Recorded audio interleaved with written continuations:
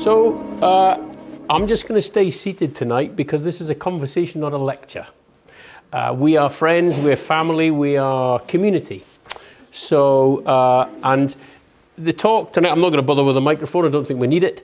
So the talk tonight is what we've learned so far, what we've picked up so far. So I'm not alone up here tonight. There's 10 of us up here, though you can only see me. I have 9 other commentaries that I've aggregated into this. So it's not just me. So the picture, I don't know if you can see that up there, but basically the top picture is this what's coming? There's a beautiful picture of a green neighbourhood with impossible landscaping. As a landscape architect, I know that, but never mind. Beautiful image of impossible landscaping. Is that where we're heading, or is it this dilapidation, abandonment, and economic collapse in high streets? We're already seeing the lower. Anyway, let's crack on. So that's the title of our talk tonight: is 20-minute neighbourhoods towards Agenda 2030 Net Zero. What are they? Where did they come from? Who agreed to them? What are they part of? Why do we need them? And are we allowed to question their founding premises, funding, implementation, and other initiatives? So, my name's Martin Watt, as you've heard. I was asked to do a talk on 20-minute neighbourhoods. Forgive me, I'm going to read this script because I want to give you clear message and not ramble. I was asked by the Common Knowledge to do a talk on 20-minute neighbourhoods. So this talk will explore everything about them. I've copies here of the presentation, including transcripts of the videos that are included in here, and I've got some USB sticks if people want to go home and look at the original source material, full-length videos that have built up this talk and research. This talk's around 45 minutes with 10 slides and 20 minutes of 5 short video clips. I studied landscape architecture and later post-grad town planning here in Edinburgh, and have had my own design consultancy for nearly 30 years. This talk was researched in good faith, for discussion only, and it's not intended to cause controversy or aggravation. The truth in general is what it is. We can't change it. We can only explore and seek out our own understanding. I don't care what the truth is about 20-minute neighbourhoods. I just want to know, because it may affect many lives. In principle, I find truth is interesting because it is naturally fearless, welcoming and needing fair questions to help an expansive appreciation, needing no defence because it is real, has context, and is supported by endless connected facts. In sharp contrast, obvious hallmarks of lies and fabrications are that reasonable questions are often met with unreasonable, hostile reaction and condemnation, perhaps because they raise fears of risking exposure of unsupported falsehoods, nefarious propaganda, or indoctrinations. The 20-minute neighbourhoods policy and other linked initiatives under the umbrella of a green movement to urgently address the declared climate change emergency can be contentious. We as a community need to make sure that we have dared to test such strong ideas before they are permanently part of our lives and community. Overstatements are not useful, but neither are understatements, so I hope to strike a balance. It may be somewhat dangerous, therefore require some bravery for us to question 20-minute neighbourhoods and their origin, because the underlying agenda and its authors may be hostile and vigilant to serious investigation. It may also be dangerous because big plans, committed investments, and profit expectations of very powerful people may be at stake. I suggest, whatever your current views are, that we go through a reasoned and daring exploration of 20-minute neighbourhoods together and see what makes sense in the end.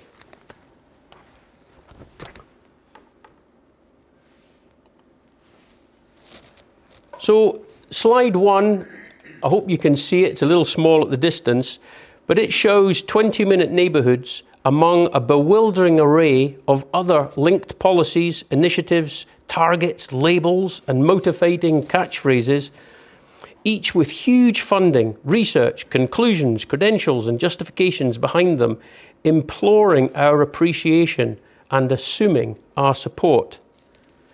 20-minute neighbourhoods is clearly only one of so many initiatives being rolled out across Edinburgh, many cities in the United Kingdom and around the world, supposedly to manage how we can all live happier lives, more locally centred, meeting certain decided targets because of the need to address a declared global climate emergency.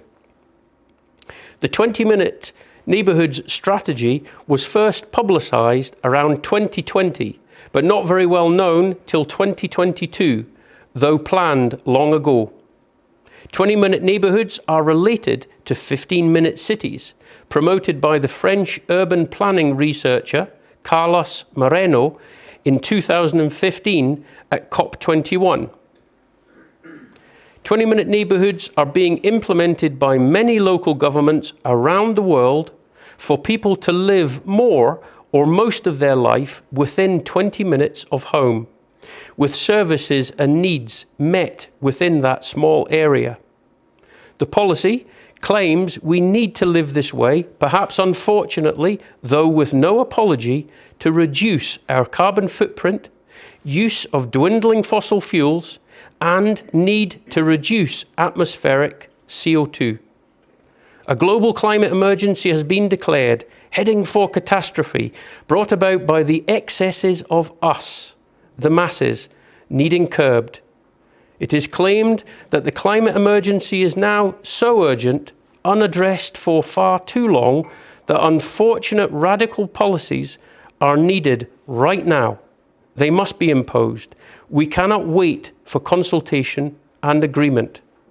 Just ask Greta Thunberg, or better still, her parents. Apparently, sacrifices are needed to save the world from the overindulgences of us, the masses of ordinary people, whose lifestyles and habits are destroying our environment. Do we really believe that the lives of ordinary people are driving any climate change versus the endless, vast activities and pollutions of governments, big business, advanced technology industries, military industrial activities, global geoengineering and space exploration, which we have no control over, that dwarf the scale and possible impact of our very existence? Is attempting to put the blame on us, the masses, and demand our lives are compacted into 20-minute neighbourhoods a clever, outrageous lie and deliberate crime against humanity? The climate emergency declarations of global guiding bodies like the UN and WEF apparently creates a legitimate license to generate and impose policy dictates around the world, overruling all sovereignties and democratic jurisdictions to coordinate a unified, effective global response. Well, that's that then. What is there to discuss? If the UN and the WEF say we have a real emergency and must implement 20-minute neighbourhoods and more, without question, who are we to disagree? We should trust they have our best interests at heart, worked out in their secret meetings, and embrace all they claim and demand of us. Or should we? Slide 2 is an extract of the persuasive mission statement type language used in many cities implementing 20-minute neighbourhoods, parroted by our own council, the City of Edinburgh Council. We are told in such messages that much reduced movement of people with fewer cars, alongside rationing of meat, flights, clothing and boat trips, will save the environment, while improving air quality and public safety, to ultimately help us live better, more convenient and sustainable lives. Sustainable for who? And what exactly, you may ask. The needs, justifications and benefits of this policy and others are pushed by big, expensive presentations, research and influential training like the Carbon Literacy Project. And their odious binding commitments buried in huge odious binding commitments buried in huge boring documents, negotiated in long boring meetings, exhausting or dissuading our sleepy examination. It is truly hard to keep up with a skilled marketing use of seductive and slippery new dubious appropriations of buzzwords like equity, inclusion, justice and sustainability, alongside conjured creative terms of reference like livability. God only knows what that means. If city people are to live in 20-minute neighbourhoods, what is proposed for people who live outside cities? Surely people outside cities are not going to be allowed to live freely without rationing and surveillance. Would that not be unfair? Well, don't worry. We're all in this emergency together, and ultimately Agenda 2030 and beyond have designs to impact everyone, with a plan to rewild much of the countryside and move nearly all people into compact, efficient, artificial intelligence ruled, smart C40 cities. What a mouthful. Unfortunately, the population is too large for this to be manageable. So, some population reduction is needed as part of the plan and is perhaps underway. As they told us on Star Trek television shows, we are carbon-based life forms, and in a future requiring decarbonisation to absolute zero, many of us will need taken out of the equation, leaving an appreciative, smaller surviving population to enjoy new livability in a sustainable global framework of 20-minute neighbourhoods.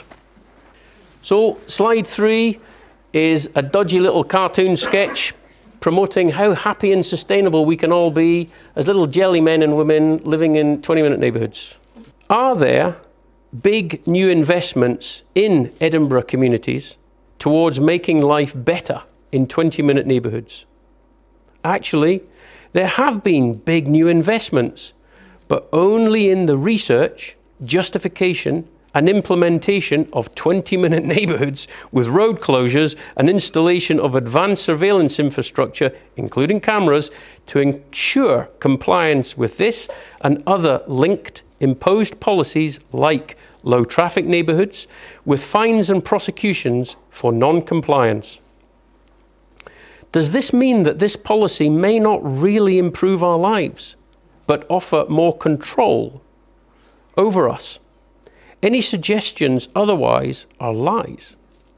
It is worth noting that many councils are at risk of bankruptcy, perhaps because of bad management and wasteful spending on things that we do not want.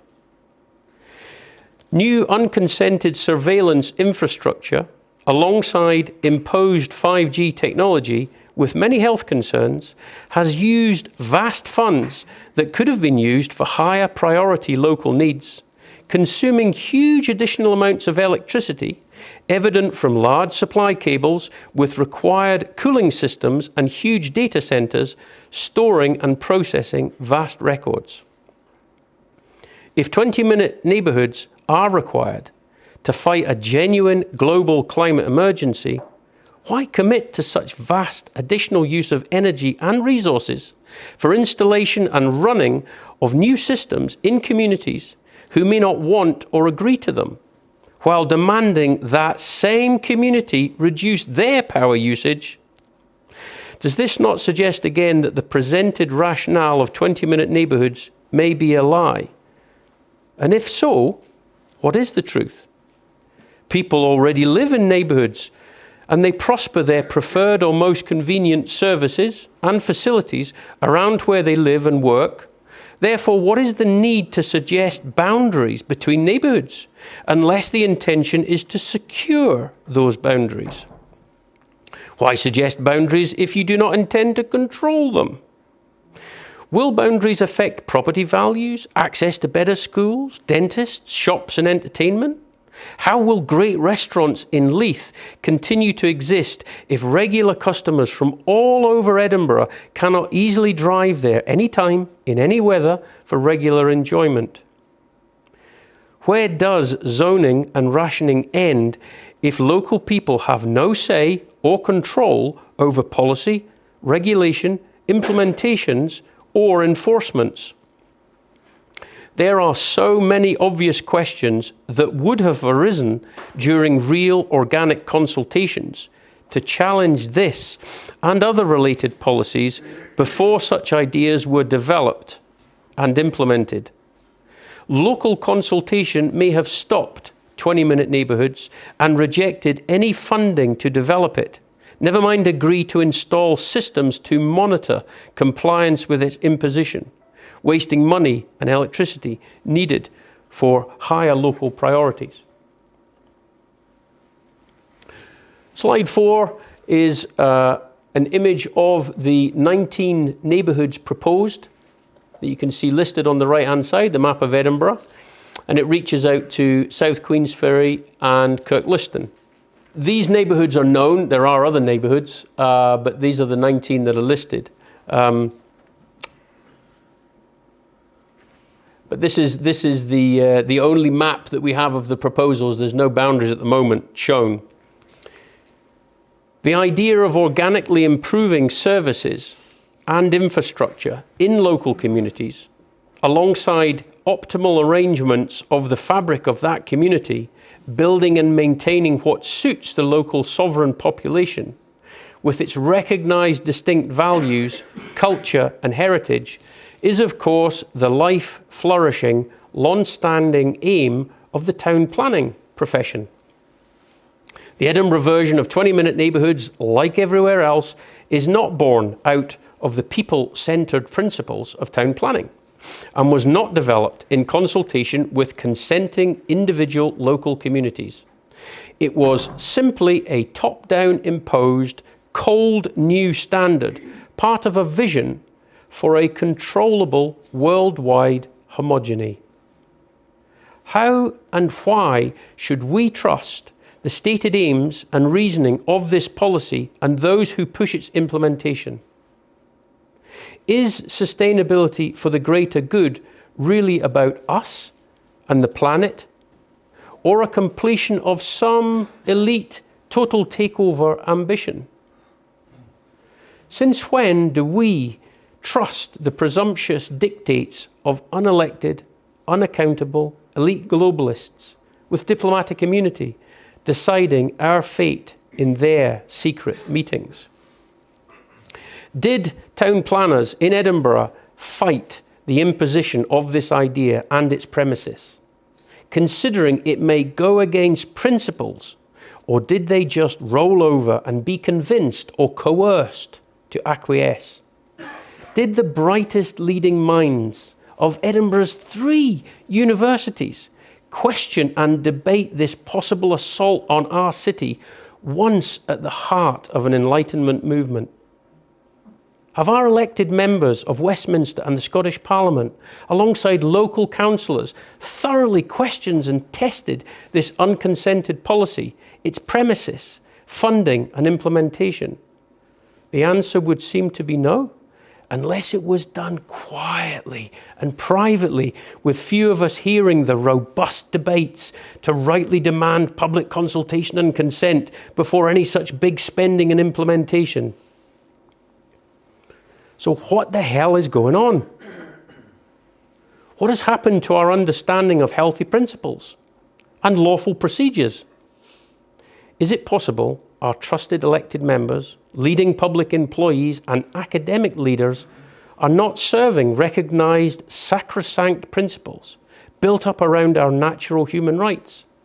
Have they somehow abandoned us, betrayed us, been played, coerced or bought, blinded by some trendy indoctrination, infiltrated or hijacked against us, no longer under our legitimate control, effectively hostile to us, our questions and our rights?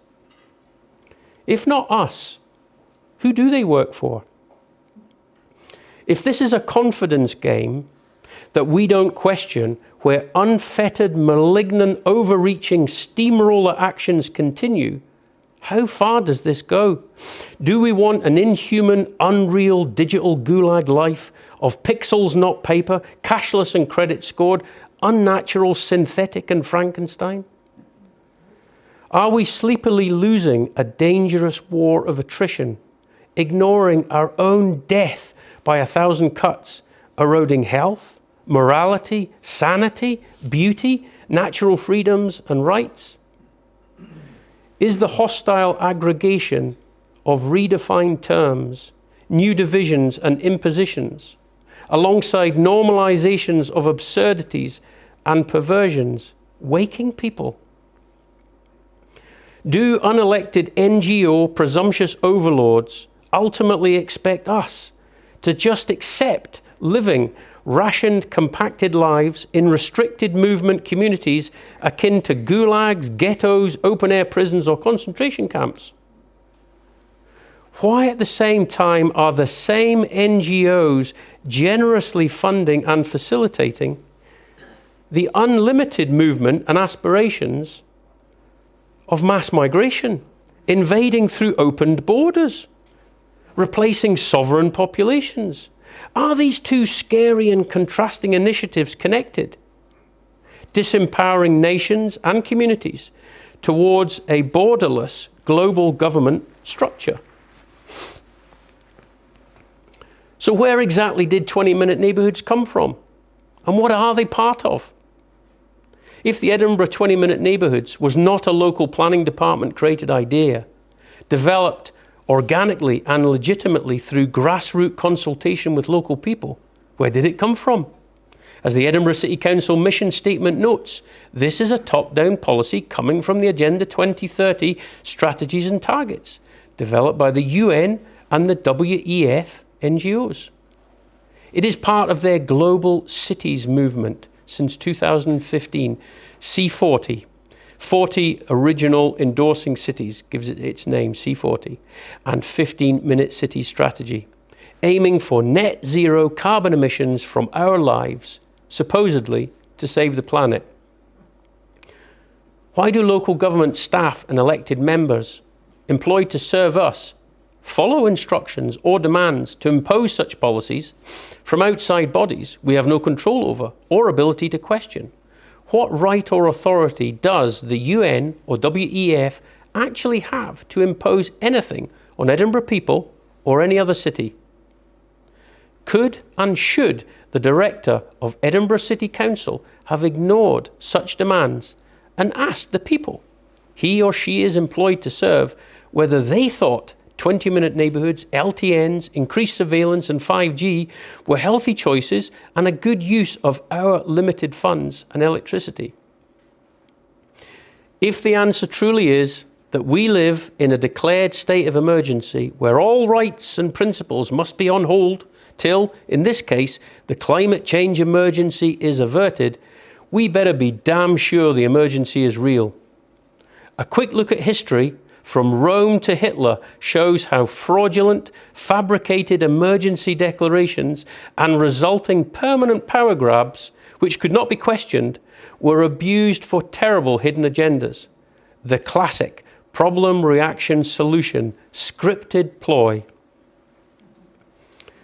Dare we question in this beloved city, with its enlightened heritage, whether there could be any hostile hidden agenda being brought upon us, which might explain many things using the premise of an unquestionable emergency declaration as justification? If any or all of the underlying premises of 20-minute neighbourhoods are false, i.e. climate emergency, fossil fuel depletion and CO2 dangers, we may play whack-a-mole for eternity, trying to knock down endless new hostile, pernicious initiatives spawned from a root of lies. We must test the roots of 20-minute neighbourhoods as well as its own merits. So Video 1 is from September 2023, and it's a presentation by Joel Sussman at a local council meeting in Canada. Same story, global. In this 4-minute extract from his meeting in Ontario, Joel puts 15-minute cities like 20-minute neighbourhoods in a worldwide context, imploring local governance leaders to only do the job they were employed to and serve local interests with transparency, not betraying those interests to serve unwanted and unconsented dictations from unelected global NGO bodies with dubious, uninvestigated agendas. This presentation could be given in Edinburgh this evening. Restructuring of Canadian mayors and municipalities under the auspices of the United Nations began in 1992. PM Mulroney signed Canada onto UN Agenda 21. Canada thus became a UN member nation state. 178 countries signed on, lured by the promise of big money to go green. By 2000, countries, including Canada, were being governed by directions of the UN, G7, G20, World Economic Forum, and World Health Organization, to name some. Every organization named is a foreign-based NGO, non-governmental organization, and every member of all these organizations is unelected. Parliamentary procedures for law changes weren't followed. In 1994, a municipal primer was issued to all local towns outlining how they were to restructure their governments. Though the municipal primer was a non-binding agreement, all towns adopted it. Our public officials, the mayor and councillors of that day, were partnered with a private corporation, the Corporation of the Town of Aurora, who appointed a chief administrative officer who helped implement the global agenda instead of a local one. The International Council on Local and Environmental Issues, ICLEI, became the main source of consultation to push and fund the global agenda. We remind you that the World Economic Forum and the United Nations signed a strategic partnership framework in 2019 to jointly accelerate the implementation of the 2030 Agenda for Sustainable Development. This is the same World Economic Forum whose chairman, Klaus Schwab, famously declared, "You will own nothing and be happy." This is the same Klaus Schwab who, referring to Canadian Prime Minister Justin Trudeau, boasted, "We have penetrated more than half of his cabinet." We would ask Mayor Maracas and the councillors, why should the citizens of Aurora bow down to the intrusive dictates of an unelected foreign entity? The fact is we should not, and we will not. What, you ask, does any of this have to do with 15-minute smart cities? Absolutely everything. SMART, S for surveillance, M for monitoring, A for analysis, R for reporting, and T for technology. Technology News editor Patrick Wood, 50 years of experience and expertise on technocracy, wrote, "The 15-minute city is a cover for data collection bonanza for technocrats who design and operate them. Cities designed for maximum efficiency always reveal technocrat thinking that efficiency itself is the goal. Maximum surveillance allows for maximum control to achieve even more efficiency." At its very root, this mechanistic thinking is anti-human. The 15-minute city narrative seeks to fool you in the guise of saving the planet, keeping you safe, and delivering convenience. It's actually the gateway to digital IDs and CBDCs, central bank digital currencies. CBDCs allow bankers and or governments to freeze your bank account because you happen to peacefully and lawfully protest and express your disagreement with government policy. Anyone remember the truckers' convoy in Ottawa, February 22, when the Government of Canada invoked the Emergencies Act and froze the private bank accounts of law-abiding citizens? 15-minute cities are wolves in sheep's clothing.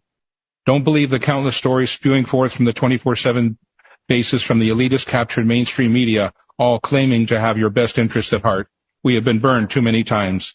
In reality, 24/7 surveillance through the Internet of Things inside your home, 5G and LED streetlights outside, monitoring and tracking and recording everything. Implementation of exclusion zones and geofencing to restrict movement and travel. Ability to control behaviors through military-directed energy technologies. Property and car ownership to be outlawed. Evictions from farms and rural areas to gather people into cities. Digital passports being promulgated by the UN, World Economic Forum, and the World Health Organization are in the final stages of planning and implementation. We are ultimately told that the climate emergency declaration, like the COVID-19 pandemic declaration, gives legitimate license to do whatever is deemed necessary by those in power in our communities, overriding our rights. Any local resistance or hesitancy is to be met with strong condemnation to meet prescribed targets. Promotional presentations marketing the rationale of Agenda 2030 spawned initiatives after rollout is to be the only so-called consultation because the underlying emergency premise is claimed to be unquestionable. Questioning councillors, MPs, journalists and academia about 20-minute neighbourhoods, just like 5G, climate and COVID emergencies, vaccine injuries, etc., even with evidence and reasoning in hand, has proven difficult and futile. Attempts have been met with suspiciously unreasonable non-response, lack of curiosity, ridicule, dismissiveness, stonewalling, or a blustering pushback of parroted beliefs. Mainstream media journalist stooges and attack dogs, with their ferocious capabilities, seem to choose promoting lies and guarding truth. Dubious lockstep refusals to engage in real questioning suggests that anyone outside of pushed mainstream groupthink on all these subjects is an antagonizing, misled fool, conspiracy theorist, or radical terrorizing extremist, needing ignored, condemned, censored, and corrected. Do the people who confidently embrace, promote, and implement 20-minute neighbourhoods and all other linked initiatives really know or care about the origins and agenda of these plans, which are not hard to find? So after hearing all that, I wonder, where are the bright-eyed, free-thinking, curious, caring, and real enlightened humanitarian visionaries of our day? We seem to be lacking high moral caliber, principled leadership, truly serving the people of our time. We may need to look back to previous such guides for inspiration and vision to implement, but perhaps only after we dismantle what befooled wretches have wrought upon us. Slide 5 introduces Sir Patrick Geddes, who was an enlightened father of town planning, as one of our possible future guides. Sir Patrick Geddes, 1854 to 1932, a founding father of the town planning profession, may be one of the caring guides of the past that we could look back to. He was a lively, original thinker, a polymath of world significance, a botanist, biologist, town planner and landscape architect, and a pioneer in sociology, environmental education and the arts. Words he devised, such as conurbation, megalopolis and habitat, seemed revolutionary during his lifetime, but are now commonly understood vocabulary. Inventing new words and phrases to explore, explain and define new ideas or issues continues today, but is not always helpful, intelligible, or of real-world basis. Some misleading or contrived new labels and phrases, like livability, are born out of intellectual obsessions and nonsense, parroted, though they are illogical, deliberately obscuring agendas. While he thought of himself as a sociologist, it was his curiosity and commitment to close social observation and ability to turn those into practical solutions for city design and improvement which earned him a revered place amongst the founding fathers of the British town planning movement and town planning worldwide. Over 100 years ago, he observed, "Our greatest need today is to see life as whole, to see its many sides in their proper relations. But we must have a practical as well as a philosophical interest in such an integrated view of life." He has the hallmarks of an enlightened and kindly, trustworthy humanitarian, proven by his appreciation of sovereign cultures and striving for unique, respectful, creative solutions to issues. His original teachings, among others, could help us. When I was considering doing a dissertation on Patrick Geddes, I was invited to visit a room in the Camera Obscura Tower in Edinburgh, where a large collection of his works and belongings were being kept, curated by the wife of one of my lecturers. I spent a few hours in that atmosphere, fascinated by his artwork, writings, stories and belongings, including a leather satchel given to him by his friend, the revered Indian poet laureate, Rabindranath Tagore. The letters RT were inscribed on the satchel, which held his daily work and musings for some time. I felt such enlightened and uplifting spirit about him from his belongings. It gave me chills and goosebumps.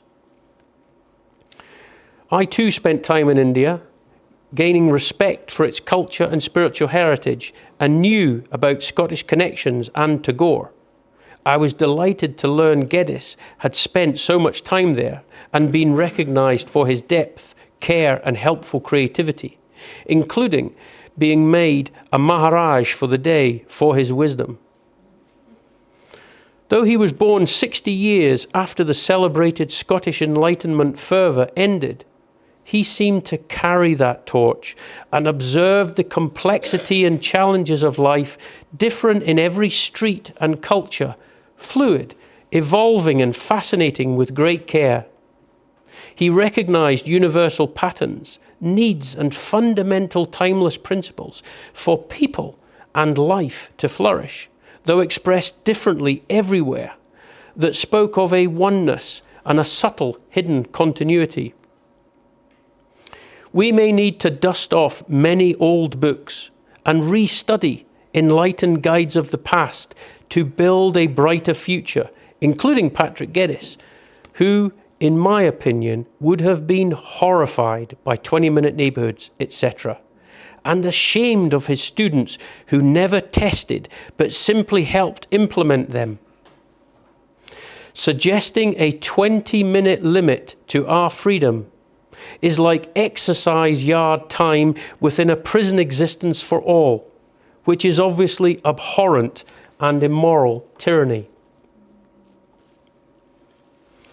As mentioned earlier, if we are going to agree to give up on valued legitimate procedures, freedoms and rights to fight a declared climate emergency, we better be sure that that emergency is not a lie. If the climate emergency declaration is real and the reason behind 20-minute neighbourhoods, why then have we been told that 20-minute neighbourhoods are to improve our lives and have been implemented through legitimate processes, when that is clearly not true? Given the added possibility that the ordinary lives of the masses are not driving climate change and unwanted surveillance wastes vast energy, there seems a number of lies or deceptions lining up. What else may not be true? With all that in mind, is it possible the climate emergency declaration, driving Agenda 2030, etc., is a deception towards a hidden, hostile agenda? Many have thought so for a long time, all along.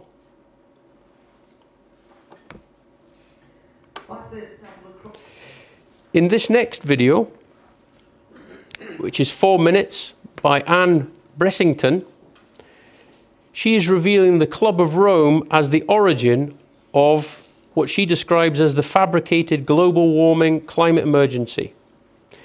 In this video from the Adelaide Convention in 2013, Anne, as an independent member of the Legislative Council of South Australia, exposes the origins of the global warming climate emergency premise behind Agenda 21 and other unelected NGO initiatives as a long-planned, fabricated strategy to enable expansive global controls by the Club of Rome. Anne's brave prophetic whistleblowing from 2013 is still relevant today regarding the dystopian New World Order endgame of governments acting out of our control, serving hostile, hidden masters and agendas.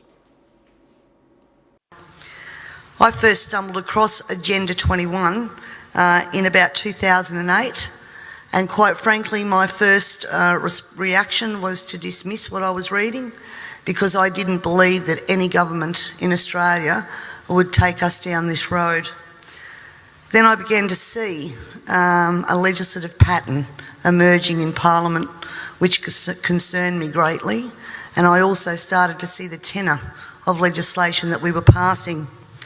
I did air those concerns in Parliament, and it was dismissed and ignored. The words Agenda 21, ladies and gentlemen, were never meant to be spoken. And if they were, then of course it would be dismissed as a conspiracy theory. Because if people knew Agenda 21 and what it stood for, there's plenty of information out there where they could actually learn what the end game was, and governments didn't want that to be known. My dad always said to me that people only lie for two reasons. One reason is because you're ashamed of what you're doing, and the second reason is that you don't want people to be warned just before you screw them.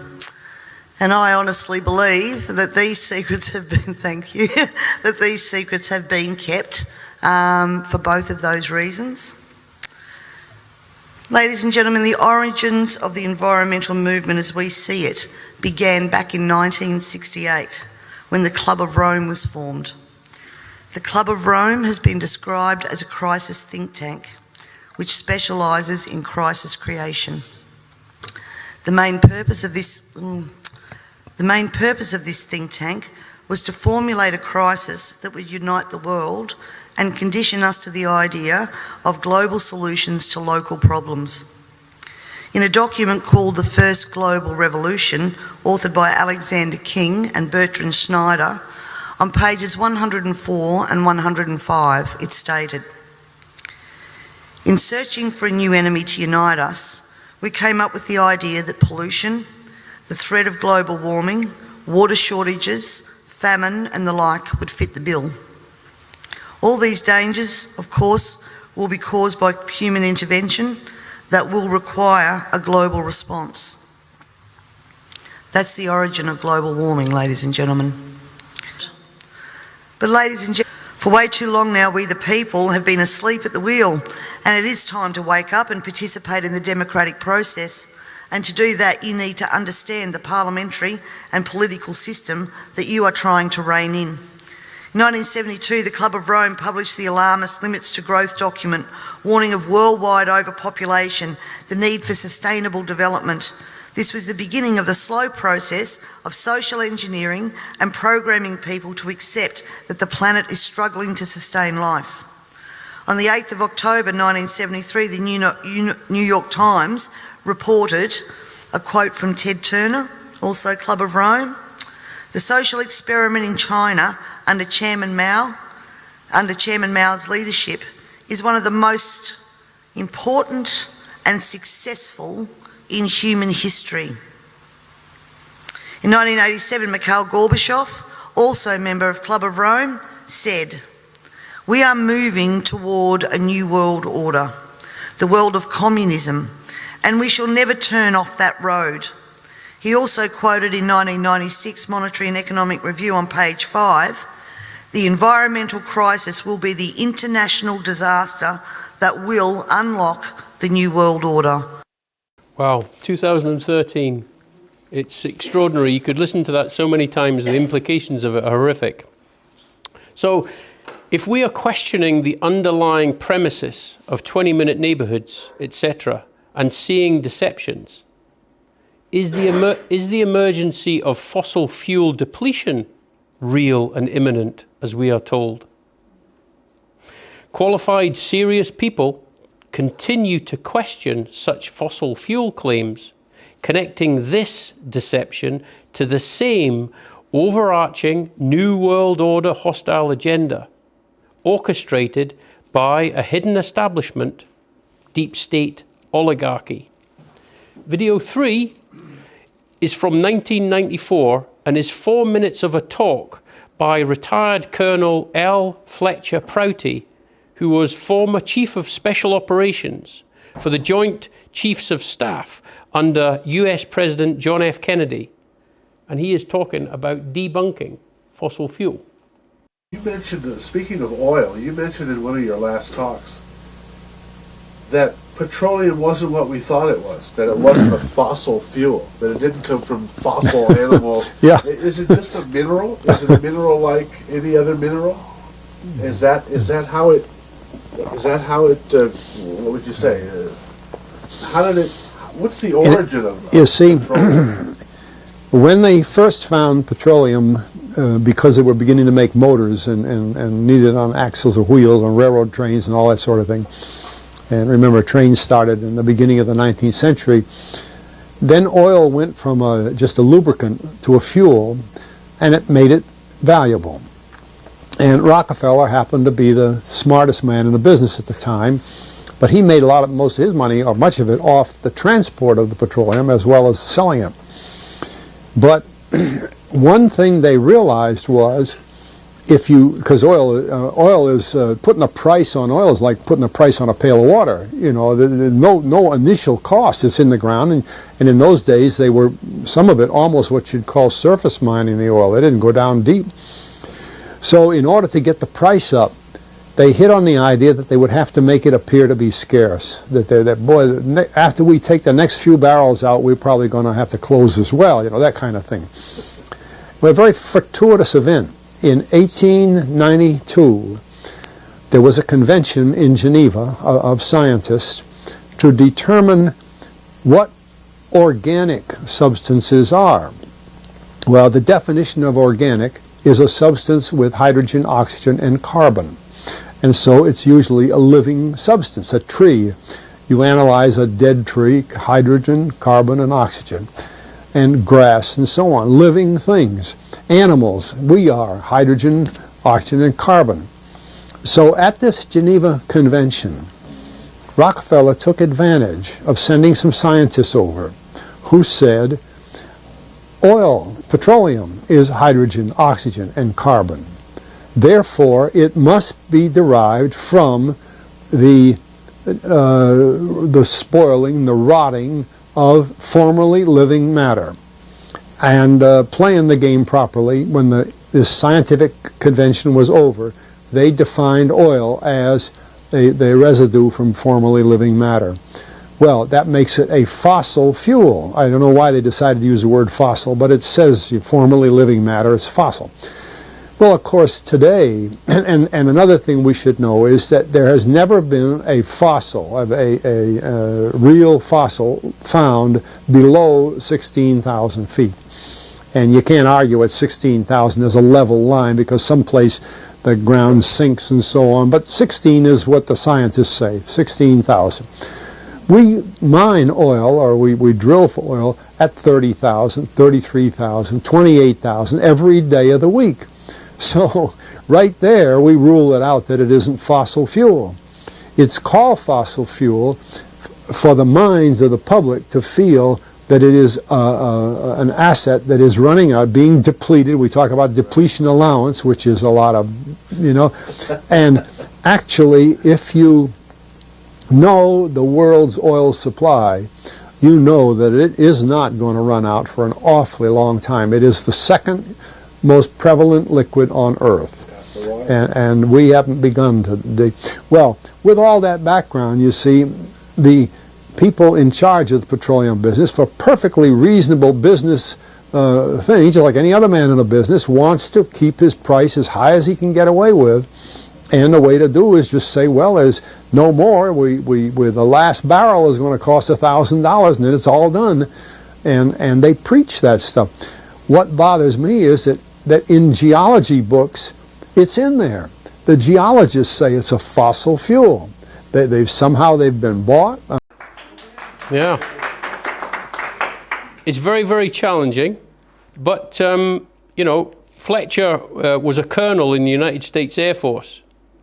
And he retired from military service to become a bank executive, and subsequently became a critic of US foreign policy, NGOs, and the covert activities of the CIA, about which he had considerable inside knowledge. He was a successful, high-ranking and well-qualified individual, plainly outspoken about what he knew and witnessed, and was by no means a lone voice exposing lies and manipulations about many things, including the reality of oil not being a fossil fuel and the roots, creators and agenda of the environmental movement. In this October 1994 interview, he explained that oil is a freely available, constantly renewed rock mineral hydrocarbon, misleadingly labelled as a rare and limited fossil fuel, formed over millions of years from dead animal and plant life organic material. Oil is found today as deep as 50,000 feet under the earth and deeper under the sea, apparently way below the depths of animal and plant life fossil existence, which are found, as he described, up to around 16,000 feet. So the implications of the testimony of Fletcher Prouty are huge and uncomfortable, but they're clearly not mistaken, because the same bold claims are repeated often and recently. Video 4 is a 1 minute of a Fox News report revealing again oil is a renewable, not a fossil. In this coming video extract, Fox News presenter Maria Bartiromo interviews John Catsimatidis, who is the chairman and CEO of the United Refining Company, regarding oil price rigging, where he reveals oil is not a fossil fuel and is indeed produced constantly as a dense liquid mineral through processes deep in the Earth's crust. John is a current, very serious and powerful businessman whose public comments are not made lightly, not least because it can affect markets, share prices, his own company and his reputation. That his climate change agenda has been a failure. Maria, Alaska has 100 years worth of oil, over 100 billion barrels. Canada has 180 billion barrels. And Maria, that does not count the Arctic Ocean off the coast of Canada and Alaska. I mean, it's infinite. That's what I was looking for. It's infinite because the Earth makes oil. It isn't like the old days people said, oh, it's from dead dinosaurs. That's not from dead dinosaurs. Right. The Earth produces the oil. And of course, the elevated price of oil and gasoline and diesel is keeping food prices up as well. The transportation of the product has food prices up 7.9% year over year. What's your take on food prices and inflation in America right now? I'd love to know what he said, but anyway. So it seems clear from the last two videos that another underlying premise of Agenda 2030 and the need for 20-minute neighbourhoods, the dwindling fossil fuel claim, is more than questionable and should not be allowed to stand unchallenged. We might as well move on to the third premise. Do we believe what we are told about CO2 as a harmful greenhouse gas? Dare we? NGOs tell us we should embrace targets for net zero or absolute zero by the year 2050, which means our life activities should have no resultant carbon emissions.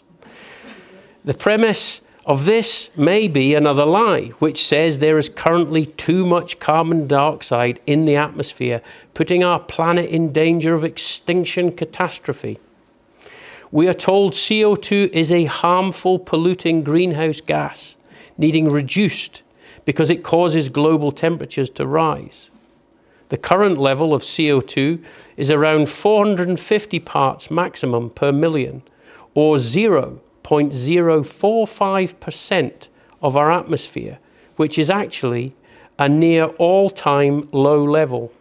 Slide 6 is a graph showing how higher CO2 coincides with flourishing of life without increasing temperature. During the Cambrian prehistoric period, the column far left, 538 million years ago, assessed from ice cores, the most intense period of evolution ever known, more species formed and flourished than in any other period which coincided with the highest CO2 levels ever discovered of around 7,000 parts per million, which is nearly 16 times levels today. This was the intense period when all the 34 of the animal phyla, or classifications of life, manifested on Earth, ultimately forming life on Earth as we know it today, including humans. This graph shows the timeline context of the Cambrian period, and that more carbon correlates with more creation or flourishing of life, but not an increase in temperature. More CO2 may cause more flourishing of life, which is not surprising given plants feed on CO2 and we pump CO2 into greenhouses to improve yields. Food grown in greenhouses with added CO2 fertilization of 600 to 1,000 parts per million optimizes and improves yields by 30% or more and quality, though it does not increase greenhouse temperature or become toxic to people. This demonstrates that if CO2 in our world atmosphere doubled to 900 parts per million, life could actually flourish more, even though that is still 7 times less than the Cambrian peak period. CO2 is known as an essential gas of life, and as such naturally stays near ground level because of its density to be available for vital absorption, not drifting up into the atmosphere out of reach to be a greenhouse gas. Why then do NGOs want to lower CO2 from currently around 450 parts per million of our atmosphere, especially knowing that at 225 parts per million, plants and food yields suffer significantly? We are perhaps already living in a sub-optimal world where we are held back in our potential flourishing by actually low CO2 alongside other adverse degrading influences. So, having blabbed all of that, if what we have discussed so far is even remotely true, we would be surely seeing some credible evidence of pushback and resistance to all of this. This is happening. But are enough people waking to the possible war and danger that we are in? Is it too late to save ourselves from long-planned hostile agendas, completed installations and continuing policy drives supported by far too many trendy, trained believers? Video 5 coming up, which you're going to love, from October 2023, is a whopping 6-minute extract from presentations at a Colchester Council meeting in the UK, exposing the blatant fraud of the Green Agenda with its toxic, hostile policies and initiatives. This video extract from a series which covers a campaign of dialogue in Colchester highlights ordinary local people who have dared to do their own research and question local elected members on their beliefs, voting decisions and loyalties. This video, among many others, suggests a strong awakening to issues is taking place, and a pushback against unquestioned policies and assumptions that lead to big impositions without consultation or consent, ignorant of facts and realities. Councils all over the UK and the world seem to be consistently out of public control, not listening to the population they are paid to serve and protect. So last night, the full council at Colchester met to pass a motion on the climate emergency that they have declared to push the government to do more. So a few of us decided to go along and just give them our opinion on their climate emergency motion. Good evening. I've been evangelical about renewable energy for over 25 years. That was until the day I actually bothered to research it properly To my horror, I found that the so-called green initiatives aren't remotely green. They are environmentally disastrous and arguably far worse than anything we are currently doing. But what has shocked me more than the ugly truth about green technology is the attitude of this council when concerns have been raised over the highly polluting products, their inability to be recycled, and the child slave labour involved, not to mention the risk to the public from EVs exploding. Most solar panels are made in China, often with forced labour. The extreme temperatures to make the panels come from burning coal. In the US alone, over 50 million panels a year are installed, generating 1 million metric tonnes of hazardous waste, which isn't cost-effective to recycle. Wind turbines last around 20 years and consume a colossal amount of resources and energy to manufacture, not to mention the blight and the bird kill. Diesel engines start them up and then gallons of oil lubricate them, and they can't be readily recycled either. I've already informed the Environment and Sustainability Panel that lithium batteries for solar storage and EVs are environmentally horrific. Every year, a single lithium mine causes millions of tonnes of permanent waste laced with sulfuric acid and radioactive uranium, polluting the water supply for 300 years. Not to mention the unacceptable human costs of child labour to mine cobalt. The children directly handle toxic cobalt, with many crushed to death in collapsing mine shafts. 3 months after this was first pointed out, the council added 100 e-bikes. And more recently, an order has been placed for electric road sweepers. And now you want to vote for more forced labour solar panels and lithium batteries. So is the anti-slavery policy on the council's website there for just decoration? Because you clearly don't abide by it. These are not just teething problems of new technology. They are fundamental flaws, serious ones which cannot be ignored by anyone who genuinely cares about people and the planet. So why then is this council not only adopting them, but pushing for the government to do even more damage?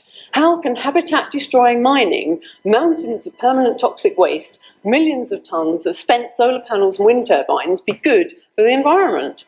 If you want to push for something genuinely worthwhile, instead of supporting the corporate greed behind this faux green agenda, demand the government do not deploy any technology that badly pollutes on production and cannot easily be recycled. In other words, real green initiatives. The biggest threat to our survival isn't the weather, as history has already shown. It's people blindly following orders without question or thought. Anyone with an ounce of honour and integrity who genuinely cares for this planet and the people on it could not possibly support what is essentially environmental terrorism. Thank you. Thank you. Karina Cooper will be the next speaker. Good evening. Is Council fully aware of the measures needed to ensure UK Parliament meets net zero obligations by 2050? Please note, these are Parliament obligations, not ours. Is Council fully aware of the UK government-funded Absolute Zero report agreed in the House of Lords? All airports to close, all shipping to cease, beef and lamb phased out, fertiliser use restricted, gas boilers and natural fires all to be replaced by ineffective heat pumps. Fossil fuels phased out, to name but a few. Who has the money to replace their entire central heating system? You, perhaps? But do your constituents? And what will we eat when there's no beef, lamb or imported foods allowed? Much of our farmland, if not rewilded, is being approved for solar panels. We cannot feed our population already. Does your family want to eat synthetic food? And what effect will that have on their health? To quote Dr. Patrick Moore, co-founder of Greenpeace, if we actually achieve net zero, at least 50% of the population would die of hunger and disease. Have you studied the full data that IPCC based its reports on? Is anyone here or in the other 300 councils qualified to analyse that data and declare a climate emergency, especially considering the IPCC hasn't declared one? It's puzzling to have local councils declare an emergency, but not central government. Everyone wants to do their bit for the environment, but don't you think we should at least be doing the right bits and make fact-based decisions, not fear-based ones? Central government are influenced by the corporate world who profit massively from things like net zero. We absolutely rely on the honesty and integrity of our local councils to make sure the public are protected from corporate greed and manipulation, from agendas that don't serve the public interest or the planet. We need to have real expert advice to make sure we do what is right and not just follow what is popular. We ought not to participate in the madness of crowds. We publicly offer Council the opportunity to have at least 2 UN-credentialed climatologists with decades of experience and peer-reviewed papers that IPCC themselves have used to come to Colchester and speak directly to us in a public meeting. It's imperative to have an open discussion with the public and have their agreement. Attempting to force draconian measures onto people will backfire. The destruction of 75% of ULEZ cameras and the vandalism of 20-mile-an-hour road signs in Wales are cases in point. We must have a public meeting with true experts who can navigate through the minefield of information that no one here is qualified to. We must separate fact from fiction about the environmental challenges we all face and come together as a community to tackle them. We owe it to ourselves and future generations to get this right. Very, very brave and well-informed ladies there. Alongside Joel Sussman and others, this is by no means an isolated pushback. There are an increasing number of people attending council meetings with their grave concern, armed with clear supporting evidence, inspired by brave pioneers like Rachel in Colchester and Sandy Adams in Glastonbury. We must hope that open, fair, transparent dialogue, sharing of knowledge and concerns can flourish and not be targeted for shutdown, intimidated into silence and compliance with all demands. Well understood and appreciated rules, laws, processes and principles, established and proven over generations, have been put aside, maliciously ignored or discarded by intimidating demands to comply with new global doctrines, slippery lawfare, manipulating arguments, toxic visions and unquestionable declarations. Will this hold? Is the beach ball of our human potential to flourish going to be kept underwater forever? Or will the pressure of expanding common sense prevail and liberate us from all that holds us down? It looks possible we are waking up to much that holds us down, including nefarious 20-minute neighbourhood ideas, containing and compacting our lives as part of a stealthy, creeping, hostile worldwide agenda. But is it too late? In such waking as is happening, people are also questioning pushed products like electric cars, and they are finding many deceptions. Slide 7 is a simple comparison of a modern diesel car versus an electric vehicle alternative.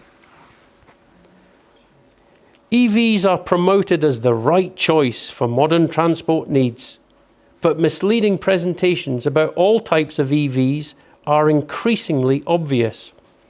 EVs are much heavier than diesel alternatives because of their batteries and wear out tyres and roads more quickly. They use much more rare metals and are very difficult to salvage and recycle. The rare earth materials involved in EVs, like cobalt and lithium, are very energy expensive and toxic to mine and process into technology, supposedly to save energy. Mining is also carried out by poor slave labour in horrendous toxic conditions. Passengers in electric cars like a Tesla are sitting on the equivalent of 5,000 mobile phone batteries, which we already know creates an electromagnetic field that is harmful to the human body.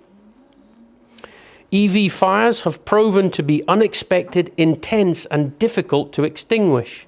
Ferry companies may need to ban the transport of EVs because they have no means of putting out an EV fire on a boat at sea. A Norwegian ferry company has already banned EVs because of an EV fire disaster. Diesel cars can be driven for hundreds of thousands of miles and at the end of their lifespan be broken up and salvaged economically. Diesel vehicles can be repaired by people themselves at home or in most garages, but EVs are increasingly complex and expensive to service and have an economic shorter lifespan, not least if the battery needs replaced. If we are convinced to get rid of petrol and diesel cars, there will not be enough rare earth materials to give a fraction of the people who have cars an EV. And even if there was, there is not enough electricity infrastructure to charge that many vehicles now or anytime soon. Ultimately, after years of frustrating motorists to give up their cars and wider freedom of movement, EVs could complete this strategy, massively reducing viable car ownership. Like the vaccines, many people who have had an EV don't want another one.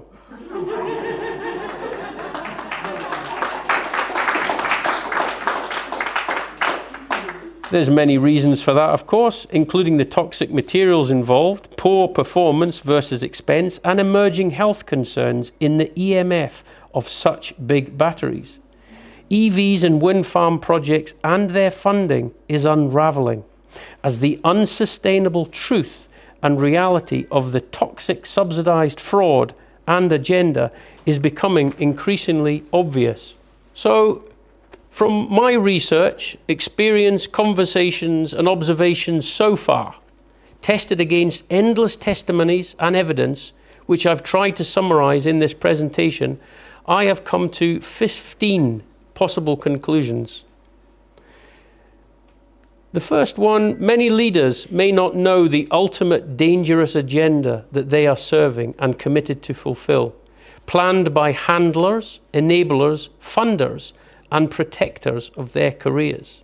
Second, 20-minute neighbourhoods seem a fraudulent, hostile imposition, part of a ratcheting of policies towards complete control of people, forced upon communities by powerful globalist NGOs, justified by dubious and questionable underlying premises. 3, if humanity damages the environment, it is not powerless, ordinary people. It is more likely elite-controlled activities. 4, if unquestioned emergency declarations are allowed to stand, we are doomed to impotence, control, and censorship. 5, climate emergency claims are doubtful, connect to Club of Rome affiliates, and may serve a New World Order agenda. 6, fuel oil may not be a fossil derivative, but a deep earth renewable we can use sustainably if good people rule. 7, electric vehicles and wind farms, etc., are toxic money drain, environmental disaster, well-funded and presented cons. 8, we will run out of rare metals and minerals for Green New Deal EVs before we could ever run out of oil. 9, carbon dioxide may not be a greenhouse gas, but vital to the flourishing of all life, and we actually need higher levels. 10, we are in a confidence game war, where too many people blindly or lazily trust pushed lies and comply with frauds. 11, elected members, council leaders and academia have failed or betrayed us. We cannot trust them to help us much. 12, we have all the counter-understandings we need and each other to work out the truth, our potential, and resist lies. 13, a great awakening to lies versus our potential is manifesting. Through that, we can rebuild from first principles. 14, the en masse awakening is not too late. It has a natural timing, and we the people can undo all harm in our communities. 15, we have all the references and guidance we need in each other, our instincts, old books, and enlightened guides. And finally, give us some solutions. So 5 ideas. Where can we go from here? And what can guide us? In response to the possible conclusions, here are 5 ideas where we can go. Firstly, we ordinary people must consider that we are in a dangerous war against hostile, parasitic, agitating controllers, enemies of humanity. We can resist them, not comply, and hasten a vital reckoning if we bravely come together as communities, forging peace through strength, empowered by some understanding that the root of our struggle is a spiritual war, which we win in the end. Secondly, we may have to forgive some people and leaders for what they have been coerced or fooled into supporting and imposing upon communities, despite harm caused, because so many were complicit, and it is not feasible or practical to punish everyone.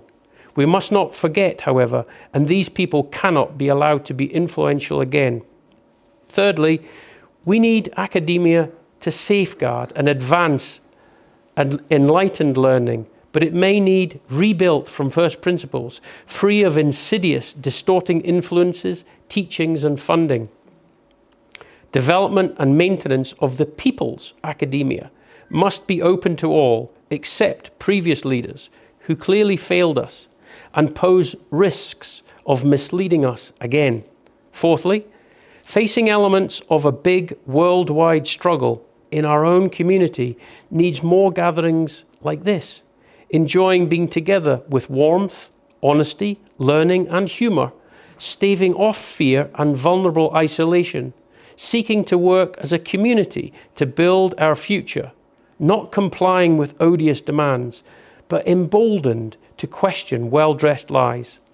Lastly, let us not be shy to introspect and share our deepest natural and spiritual instincts, free of dogma or recruitment drives, seeking to realize what we all share in our hearts and beings as ordinary people, needing love, healing, trust, faith, stamina, and a brighter moral compass. Come on, we're better than this. Thank you.